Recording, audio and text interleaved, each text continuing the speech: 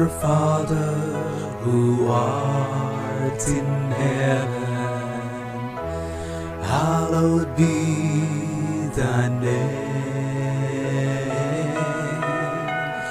Thy kingdom come, thy will be done, on earth as it is in heaven.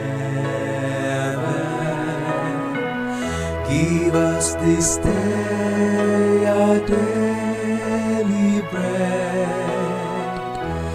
and forgive us our trespasses,